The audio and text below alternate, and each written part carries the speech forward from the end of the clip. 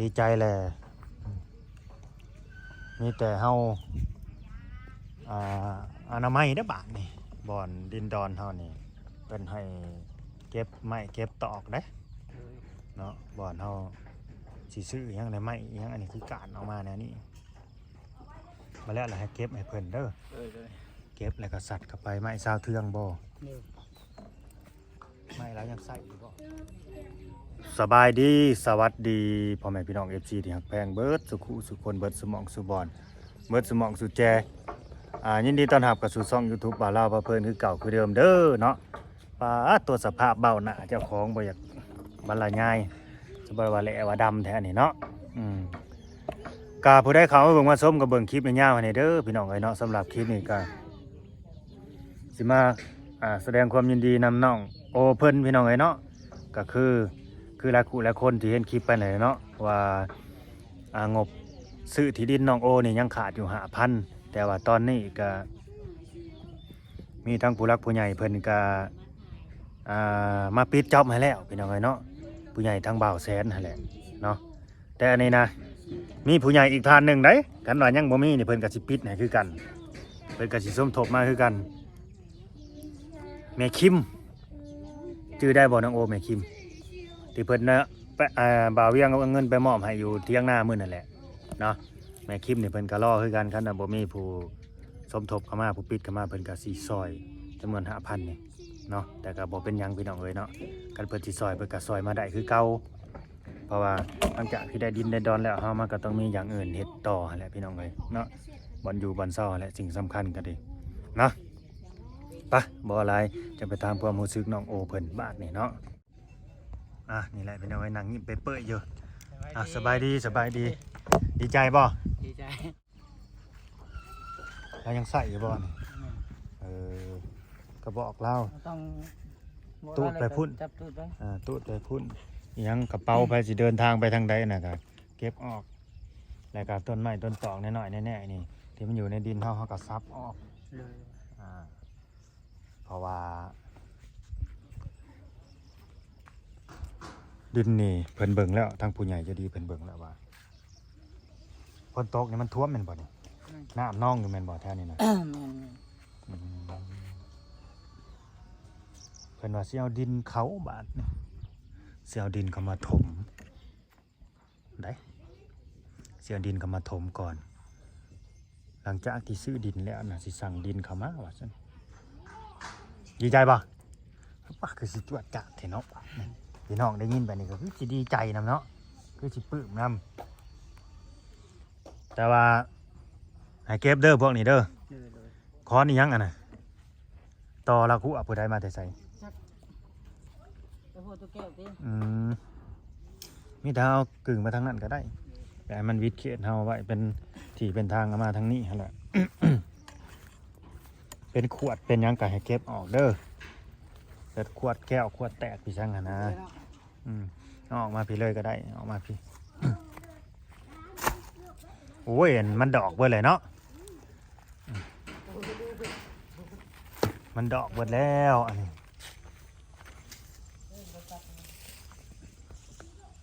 ดีใจนะพี่น้องเอ้ยเนาะในที่สุดก็วันนี้ก็มาถึงเนาะน้องโอวันนี้ก็มาถึงพี่น้องเอ้ยแต่ว่าตัวนั้นตอหญ้าคิวนี่มันอยู่นอกที่เฮาเนาะคำนอกนั้นก็ได้อยู่นอกในขอบเขตของเฮาหั่นนะก็บ่เป็นหยังดอกคันจังให้มันแปลนหูแปลนตาเบื่อให้มันมีป่ามีพุ่มขึ้นมาก็ซับทิ่มก็ได้ดอกซ้ำมาก็ได้บ่พอเป็นหยังย้อนดอกรักใดรักใหญ่บ่โอ้สัตว์ไปแบบน่ะบ่เอาบ่แม่นรักนี่ติโยบมาดูหาฮอดบ่10โยบพอดีพองามเด้อ6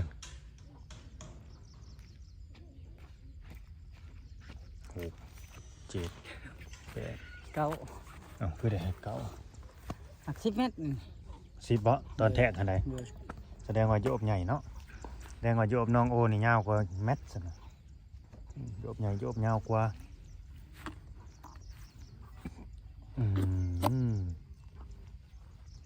ในที่สุดก็ วันนี้ก็มาถึงจนได้พี่น้องเอ้ย ไอ้ชุดกระปิดจับ งานปิดจ็อบที่ดินราคาดิน น้องโอเพิ่นปิดงบถือว่าครบพี่น้องบาทเนี่ยซื้อดินซื้อดอนเนี่ยมันจะมีผู้หลักผู้ใหญ่เพิ่นสมทบมาแล้วครบเป็นที่เรียบร้อยบาทเนี่ย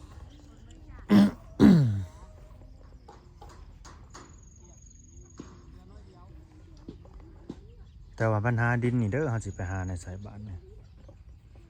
เห็นอยู่โหลดเขาจกนะมันหักฝนกระตกบ้านนี้เขากะสียุดคือกันนั่นแหละฝนตกมันกระจกบ่ได้ได้แม่นบ่อันนี้เละเป็ดปาดได้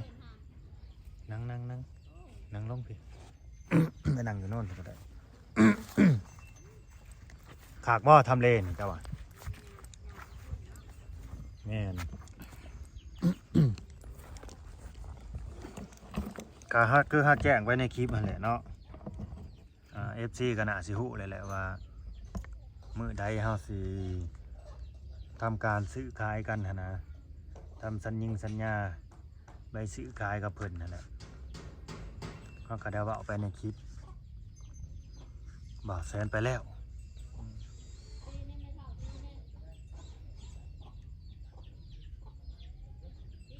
ก็ท่าเบิ่งพี่น้องเอ้ยท่าเบิ่งน้ำกันนั่นแหละ ว่าสิเป็นอะไรสิมีการเปลี่ยนแปลงแบบใดเกิดขึ้นนะก็ขอบคุณผู้รักผู้ใหญ่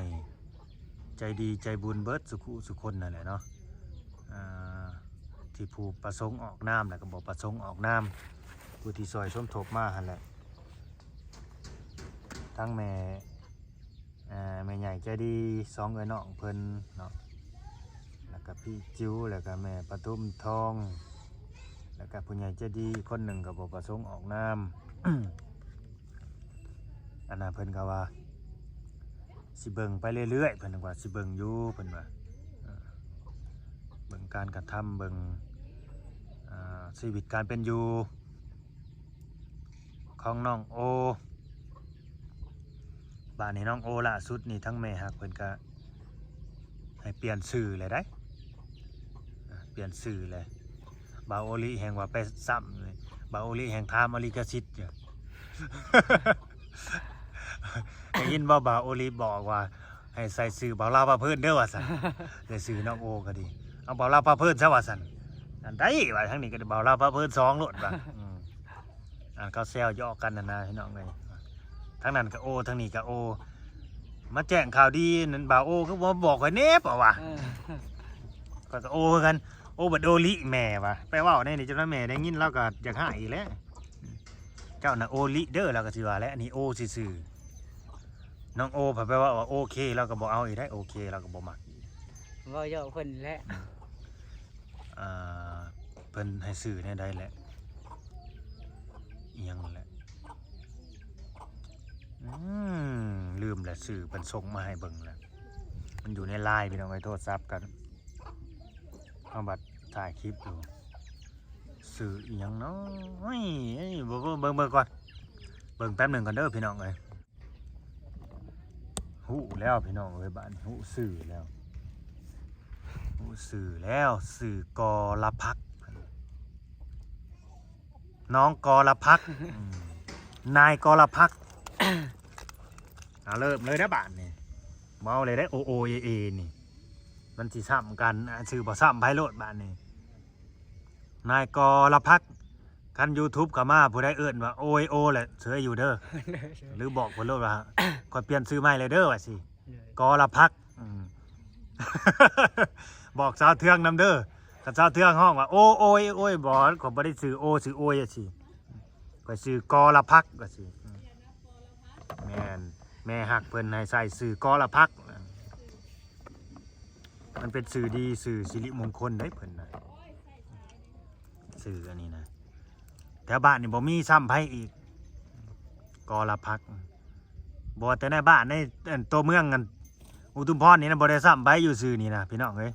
บ่คือไผแล้วบ่มีไผคืออีกบ่ต้องไปย่านว่าสิไปลงชื่อกับไผบ้านนี้น้องกอละพัก กอรพักคักในสื่อนี่พี่น้องกอรพักอย่างงงเด้อ โดย จะน้อยบ่าวลาวสิเอิ้นว่ากอรพักกอรพัก เฉยอยู่ เสืออยู่แล้วห้วยย่างไปใกล้ๆแล้วแหละ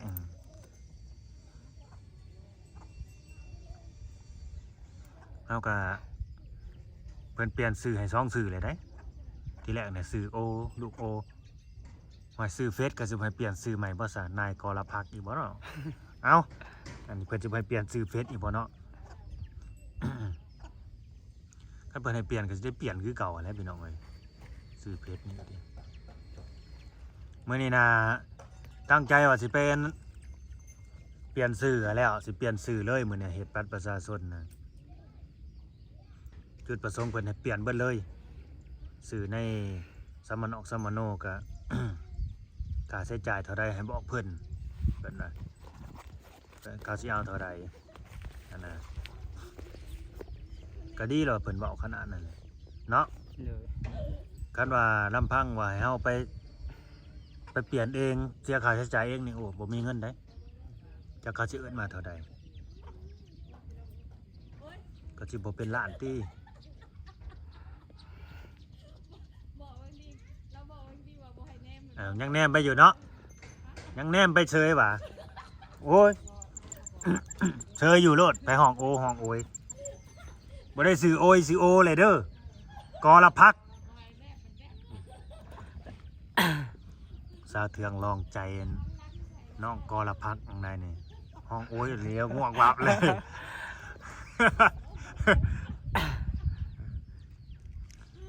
อย่างง่วงแม่บ้านนี่บ่ต้องตอบบ่ต้องการดอก โดย จะนอนผู้รักผู้ใหญ่เพิ่น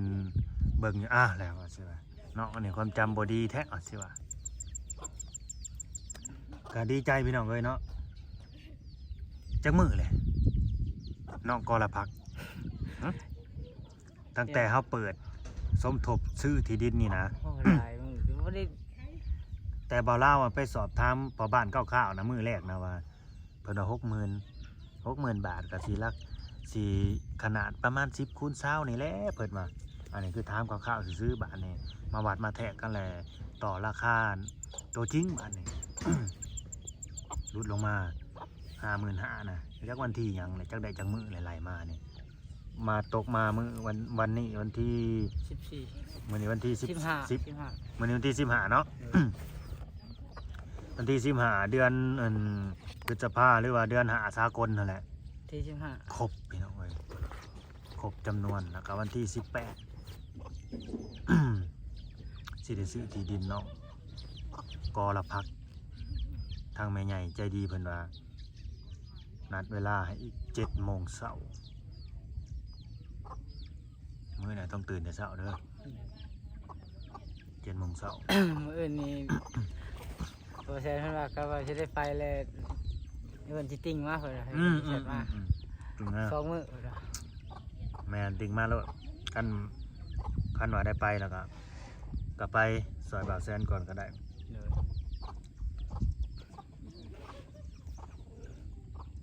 ซอยบ่าวแซนก่อน แต่ว่าก่อนจะไปซอยบ่าวแซนก็ให้เคลียร์ตัวนี้ก่อนเด้อเคลียร์พวกนี้ก่อนเพราะว่าเฮาไปวันเสาร์วันอาทิตย์แล้วมันสิบ่มีเวลาอยู่เด้ หรือว่ายามมื้อเช้าอะไรตื่นมาแล้วก็เก็บกวาดพวกนี้ก่อนเสร็จไม้เสร็จดอก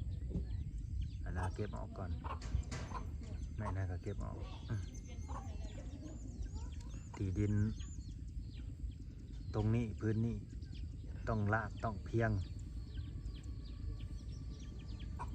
บ่ให้ต่ำให้สูงบ่ให้เป็นบวกเป็นหน้องหั่นนะผู้หลักผู้ใหญ่เป็นเว้าในนี้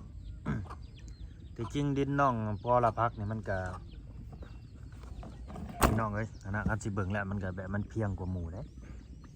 มันเป็นร่องแค่ร่องเขาปลูกมันใส่ซื่อๆได้นี่เพิ่นยกร่องซื่อๆได้ที่จริงนี่แบบดินมันละมันเสมอกันเลยนี่แต่มันก็สิไปลุบลงในหั่นน่ะนะในเลาะคันหัวนะเลาะคันหัว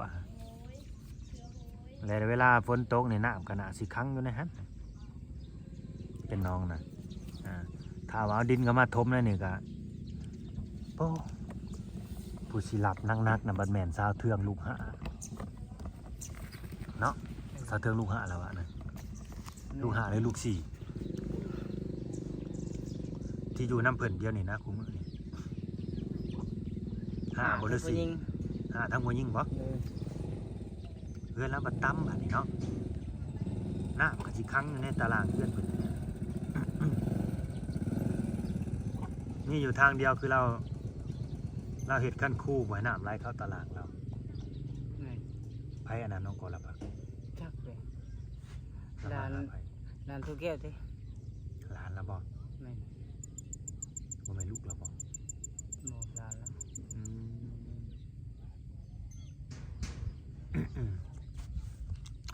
เพื่อนไม่ใหญ่แก้วนี่ก็เหลือแต่ข้าวบานอย่างเดียวเนาะ อ่ะก็ดีใจนำพี่น้องเอ้ยบ่หลายใจห่างเนาะเฮาก็คิดว่า FC หลายคู่หลายคนก็น่าสิเข้ามาอ่าแสดงความยินดีนำหั่นแหละแสดงความยินดีนำก็เงินทุกกีบทุกบาททุกสิ่งทุกอย่างนี่กับหลายคู่หลายคนก็สิมาเหาะมาส้มบ่าวลาวก็แม่นอยู่เด้อพี่น้องเอ้ยเนาะเฮาก็หน้าที่ของเฮาก็แค่เฮาก็เป็นสะพานบุญนั่นแหละแต่ว่าบ่แม่นเงินเฮาจะกีบจักบาทนะเนาะ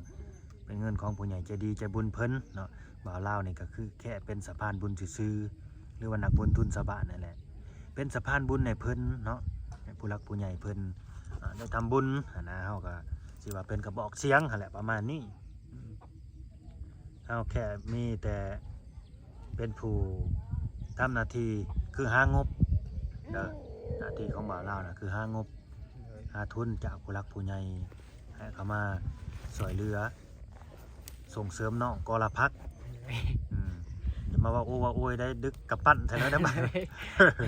จือไว้แล้วเด้อคันอื่นว่ากอลพักเลยอันนี้แหละก็ให้เข้าใจนำกันและหลังจากที่ว่าได้ดินได้ดอนไปแล้วเป็นทีเป็นทางเจ้าของแล้วเฮาก็บ่ให้ลืมเด้อ โดย บ่ให้ลืมที่ไปที่มาของเฮาแล้วก็บ่ให้ลืมผู้ที่เพิ่นช่วยเหลือเฮา โดย ผู้ที่เพิ่นดึงเฮาขึ้นมาหั่นแหละบ่ให้ลืม ให้เสมอต้นเสมอปลายเป็นแนวใดก็ให้แนวนั้นสิ่งสำคัญก็คือถ้าว่าเฮามีเรื่องแบบว่าบ่สบายใจทุกข์ใจ หรือว่ามีเรื่องบ่เข้าใจกับไผก็เวลามีคือทีมงาน YouTube นี่นะเขาเข้ามาถ่ายมายังเขาก็ให้เก็บอาการไว้น้ำขุ่นให้เอาไว้ในน้ำใสให้ไว้นอกอันนี้เขาบ่ต้องแสดงออกมาให้เขาเห็นเด้อจะน้อยแบบหน้าบูดหน้าบึ้งแต่บอเก็บไว้ในใจเขาก่อนแบบแสดงเอาหะนะ โดย ข่มใจไว้ก่อนข่มใจแสดงก่อนคันว่ามัน บ่ไหว้อีหลีอีหลอกอะจังว่ากันว่าโอ้บ่สบายเด้อมื้อนี้ขอโทษขออภัยนำละลายเด้อจังซั่นจังซี่ก็ว่าไปแค่นี้เขาก็เข้าใจแล้ว ต้องให้มีคำนี้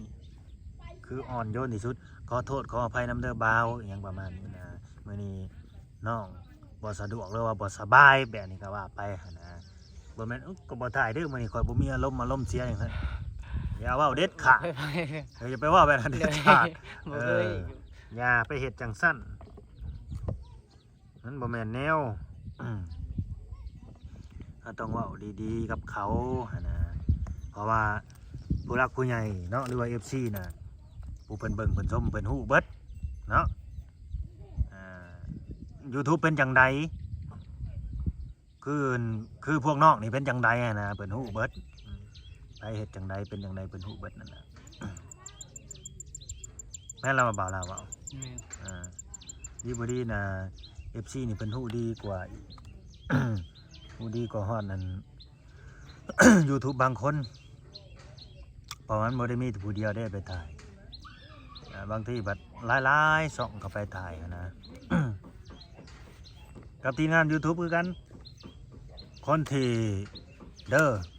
บ่าเราสิบอกซะบอกออกสื่อเลยแหละอันนี้คนที่เพิ่นบอกเฮาเพิ่นแนะนำเฮานั่นแหละคือคนที่หวังดีกับเฮาเด้อ โดย คนที่บ่บอกมาแล้วถ่ายนำถ่ายนี่บ่ต้องบอกนั่นบอกอันน่ะเพิ่นบ่หวังดีกับเฮาได้คนที่หวังดีน่ะคือเขาบอกเขาแนะนำแต่อย่าไปรำคาญเขา โดย แล้วเฮาก็เฮ็ดตามมันก็สิเป็นผลดีกับเฮา โดย ประมาณนั้นล่ะให้เข้า เข้าใจไว้ฉะนั้นโอ๊ยเว้าหลายแท้บ่าวนี่รำคาญได้ข่อยฮู้อยู่แบบนี้นะจะไปเว้าเด็ดขาดแนวนั้นน่ะฮู้ก็คือบ่เฮ็ดได้เขาถ่ายไปก็เห็นเบิดได้ภาพลักษณ์เจ้าได้เป็นจังไดสมมุติกินแล้วทิพย์ยังยายนี่เสื้อผ้าน่ะแพ้ใส่แล้วถอดกองเอาเหยาะอยู่บ่ซักจักเทื่อแบบนี้นะจบเลยได้อันนี้เป็นน้องกันกอละพักขี้ข้านี่เลยได้บาดนี้ขี้ข้าเลยเด้อเริ่มขี้ข้านี่ละบาดนี้กินกับบ่ล่างเลยผู้ทิ่มสะทรายไว้อยู่แบบนี้นะมันเป็นแนวนั้นเลยได้บาดนี้ผมมีผู้หนึ่งกับผู้หนึ่งแล้วได้สิตายนั่นภาพที่บ่ดีออกไปนะแต่ผู้ที่เขาหวังดีเขาก็บอกนะเคยมีอยู่บ่เวลาเขามาถ่ายแต่คนแนะนำในสิ่งดีๆมีอยู่บ่มีจะหน่อยมีแต่เบาเล่าแหละ มีแต่บ่าวเล่า เลย ไหวมาสร้างว่าแถวบ้านสิบ่ว่าบ่าวเล่าว่าลายอีกบ่บ่บ่รำคาญอยู่บ่บางทีเว้าแบบ บ่ เว้าลายจุจิจุกจิกหลายอหยังประมาณนี้นะ บ่มีแต่ ก็คือแม่เพิ่นเว้าแล้วว่า เวลาเพิ่นเว้าก็ให้ฟังเพิ่นให้ฟังคำเพิ่นสอน แล้วก็เพิ่นก็บอกนะให้ฟังให้เสือฟังบ่าวลาวนำเด้อเพิ่นว่าแนวนี้ โทรมาบอกเพื่อน โทรไปบอกแล้วก็โทรไปเมื่อคืนเราโทรมาคันเวลาเฮาบ่รับบ่นอนไปโทรมาก็รับเพิ่นแหน่นั่นนะ เลยเคยได้ว่าคะแนนว่าเพิ่นโทรมา ยังบ่รับว่าสิบ่รับล่ะ แม่น นอกจากน้องรับน้อง อันนี้ถือว่าเป็นบุญของน้องนะ เลย ขนาดคนเฮาแบบว่าบ่ได้เกิดจากท้องพ่อท้องแม่เดียวกันนี่อยู่คนละที่คนละแดนคนละประเทศนั่นนี่เพิ่นยังเอ็นดูเมตตาเฮาขนาดนี้นะลูกก็บ่แม่นหลานก็บ่แม่นเพิ่นยังมานับถือยังมาเอ็นดูเฮาขนาดนี้นะเนาะให้คิดเอาสำนั้นล่ะอันแหละอย่าไปเนรคุณเพิ่นนะอย่าไปเนรคุณเพิ่นคืออย่าไปให้เพิ่นผิดหวังประมาณนี้ล่ะอันน่ะคือความต้องการของเพิ่นเด้อเพิ่นบ่ได้หวังดีสังดอกหวังแค่ให้เฮานี่เป็นคนดีเป็นคนดีแล้วก็สวยเรือเจ้าของได้นะบัดเพิ่นสวยแล้วก็ได้ทั้งต้นทั้งโตทำแต่สิ่งดีสิ่งใดที่มันบ่ดีเฮาก็บ่ต้องเข้าไปยุ่งกับมันแล้วก็บ่ต้องดึงมันเข้ามาก็สิประมาณนั้นแหละเนาะมีแต่บ้านนี้ก็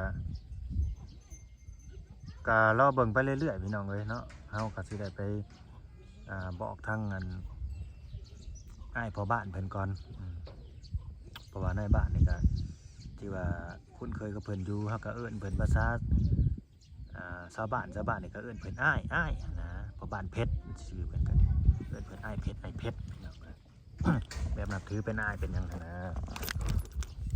ก็สิได้ไปบอกเพิ่นไปถามเพิ่นสิไปบอกเพิ่นเตรียมไว้แล้วเพราะว่าวันที่18เดือนนี้แหละทั้งแม่ฮักทั้งน้องมันกรพักนั่นแหละว่าให้เฮ็ดเอกสารสัญญาซื้อขายกันแต่7 โมงเช้าพุ่นพี่น้องเอ้ยอันนี้สิเป็นคนแรกเลยเด้อนี่ครั้งแรกเลยคือกันตามเลิกงามยามดีของเพิ่นเนาะดีใจนํพี่น้องเอ้ยถือว่าที่ดินนี่ปิดจ็อบ น้องแล้ว เป็นที่เรียบร้อยครบแล้วพี่น้องเอ้ยเนาะก็ดีใจนำมาแหละก็บ่าวลาวก็บ่มีหยังหลายเนาะขออวยพรให้ผู้รักผู้ใหญ่ใจดีใจบุญเบิดสุขสุขคนเด้อทั้งผู้ที่ประสงค์ออกนามและก็บ่ประสงค์ออกนามให้เพิ่นอยู่ดีแม่งสุขภาพเข้มแข็งให้เพิ่นร่ำเพิ่นรวยพี่น้องเอ้ยเนาะอย่าเจ็บอย่าจนเนาะบุญรักษาเทวดาคุ้มครองเหนือสิ่งอื่นใดคือขอให้มีแต่ความสุขความเจริญอายุมั่นขวัญยืนแล้วก็สุขภาพเข้มแข็งนั่นแหละพี่น้องเอ้ยแม่นบ่น้องกรพักให้ติดปากได้กรพักจำไม่โลดคันไผยังห้องโอ้ยเลยหายเขาโลดคอยซื้อกรพักเลยว่าสิคอยซื้อใหม่เลยเด้อว่าสิอย่ามาห้องไปแบบนี้จะน้อยบัดมาห้องซื้อโอ้ยซื้อโอ้เลยเฮาบ่ตอบบ่ค้านเลยสิมาหายเฮาบ่ได้เด้ว่าสิเฮาซื้อใหม่บ่แห้งเลยอีหยังประมาณนั้นแหละเอาขอบคุณผู้ใหญ่ใจดีเบิดสุขคนก่อนที่จบคลิปก็จุดยางเลยใช่บัดนี้ ขอบคุณเด้อผู้ใหญ่ใจดีเบิดทุกคน ทั้งแม่หักแม่แพง ถึงไม่หักไม่แพงแล้วก็ถึงเอื้อยถึงหยัง ที่สมทบเข้ามา ที่จำชื่อได้นี่เด้อแม่ปทุมทอง แล้วก็พี่จิ๋ว แล้วก็พี่จิ๋ว ก็ แล้วก็ที่เพิ่นประสงค์ออกน้ำนี่ล่าสุดนี่ทีนบ่าวแซนมาสมทบ 5,000นี่ซื้อจังไดไอ้น้องกรพัก ชื่อเนี่ยว่า แล้วก็แม่คิมนี่ก็5,000นี่ก็จำได้อันนี้ก็ซื้ออิหยังแม่คำอิหยังนี่แหละที่บ่าวเล่าวไปเพิ่มคำให้เพิ่นน่ะนะ เอ้ยลืมเลย ขอโทษขออภัยเด้อ อันนี้ก็ดีเนาะแม่คำลายบ่หรือคำผาย บ่แม่น เอาไปบาท ลืมแล้ว แล้วก็แม่ใหญ่ใจดี2เอ้ยน้องเนาะที่ฝากมา400หั่นแหละ400ดอลแล้วก็เอื้อยใหญ่ใจดีทั้งต่างประเทศเนาะที่ฝากมา 20,000บ่ประสงค์ออกนามมันก็ดีเนาะตามมาแหละให้เพิ่นอยู่ดีมีแรงให้เพิ่นร่ำเพิ่นรวยสุขภาพเข้มแข็งให้คอยเบิ่งคอยชมคอยติดตามเป็นกำลังใจให้น้องกรพักต่อไปเด้อพี่น้องเอ้ยเนาะสบายดี สวัสดี สบายดีพี่น้องโอเคเนาะมึนเดี๋ยวบาทนี่ มึนไปเบิดแล้วมันโอ้โก้สิเมื่อก่อนพ้นกับสิตกแล้วบาทนี่เมื่อเด้อบาทนี่เนาะมึนจังหวะกันเนาะกันบ่าวแสนมีเวียกกะไปเฮ็ดเวียกซอยเอิ้น น้ำ